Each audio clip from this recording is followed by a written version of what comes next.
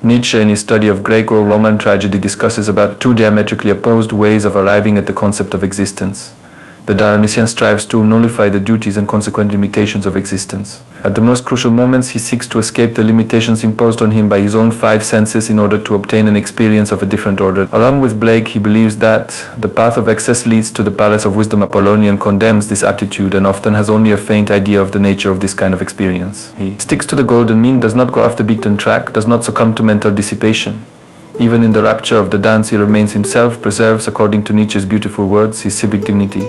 Classical rationalism identified barbarians with those who can't even pronounce words. Then the gibberish of foreigners becomes a sacred language full of promises and unspoken revelations, thanks to the fact that it has not lost its sacred aura. What is the effect of the constant slippage of meaning? One must reject the principle of non-contradiction. Perhaps ambiguous language brings us closer to the truth. Each object thought traces to another higher up the hierarchy. Effect interacts with its own cause. Every person at every moment is driven by what he sees with the greatest clarity combined with what he sees with the least clarity. Only dark formulas enable hope in the midst of confusion. Magic words allow us to act by just saying them when we don't even know their usefulness. Ecstasy is a precise term for the intensity of consciousness at the time of creation. It involves the entire personality, the subconscious and unconscious acting in unity with consciousness.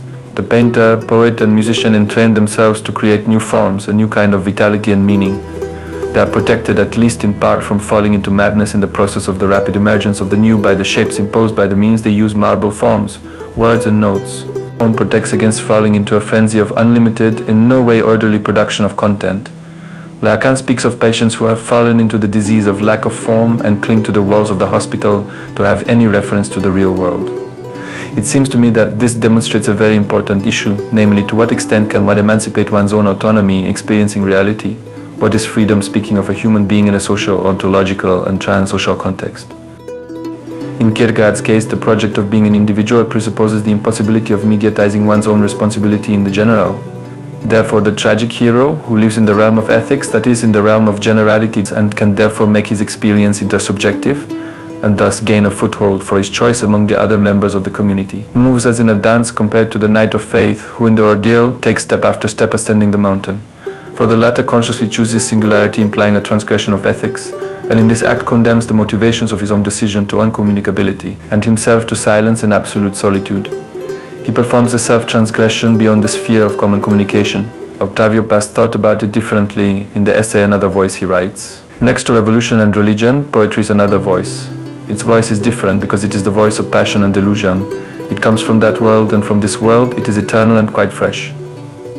The poetry of the heretic and schismatic, the poetry of innocence and perversion, transparent and mud-covered, high-minded and down-to-earth, the poetry of the hermitage and the corner bar, the poetry of the everyday, and always of some there that is right here. All poets in those long or short moments, recurring or few, when they are indeed poets, they hear another voice. Their own and foreign, nobody's in common. The history of Western thought has been the history of the relationship between being and reason, subject and object, man and nature. Beginning with Descartes, his dialogue was disrupted by the exaggeration of the role of the subject. The dialogue of philosophy with the world was transformed into a perpetual monologue of the subject. The world fell silent. According to Kant, there is a subject and an object. Lévi-Strauss blurs this distinction. In place of the subject, he proposed the term "we" composed of individual elements, opposite or similar to each other. The subject saw itself, and the judgments of universal reason were its judgments. In the we, he cannot see himself, he has no identity of his own.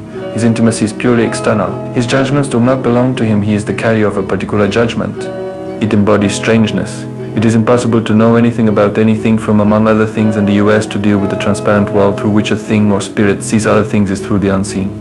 By eliminating the subject, Louis Strauss annihilates the dialogue of consciousness with itself. Thus, whether in the realm of individual existence or creativity, freedom is inevitably shaped and constrained by form.